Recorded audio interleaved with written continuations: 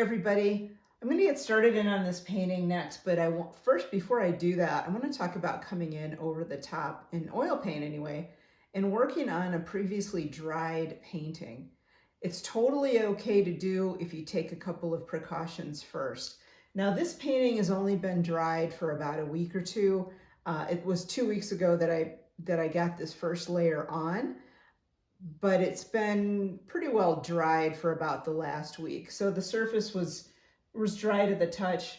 But what I noticed when I looked at it in order to, think about coming back in and working on this today, is that it was really, it was dry, but it was also very dull in spots. So the paint surface was super dull. And what I wanted to do was to make it look wet again, but I also wanted to make that surface a little bit tackier so that the new paint would stick easily to the old paint. In oil painting, if you finish up a layer of oil paint, let it dry for a week, come back in and paint again, it's generally not a big deal. However, if you let that painting sit for several months, it becomes a big deal because that initial layer of paint is, the longer it sits there, the longer it's going to oxidize and dry out. So that when you put a new layer on top, that new layer may actually not stick very well unless you do something in between layers. So there's a couple of different things you can do. We'll talk about oiling in another video. I'm not going to do that today. But in this video, we're going to talk about a retouch varnish like this one, Kmar varnish.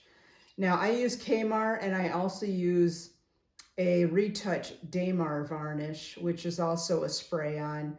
I believe Grumbracher makes it, but I'm not 100% sure on this. This one's made by Krylon. And what you do, if you've got a dried surface of oil paint and you want to come back in and paint again, just take this, the retouch varnish, spray it evenly across the surface, let it sit, and you're good to go. So just make sure that the retouch varnish is dry to the touch before you start again.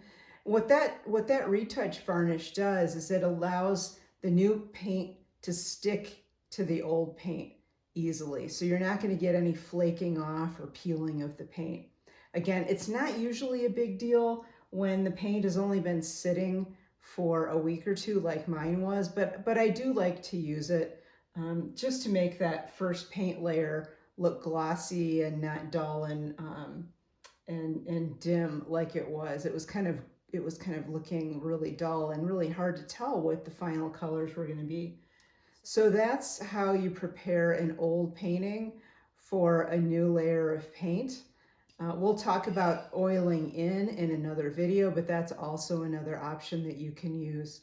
But if you want a quick and easy way to do it, use a retouch varnish like this.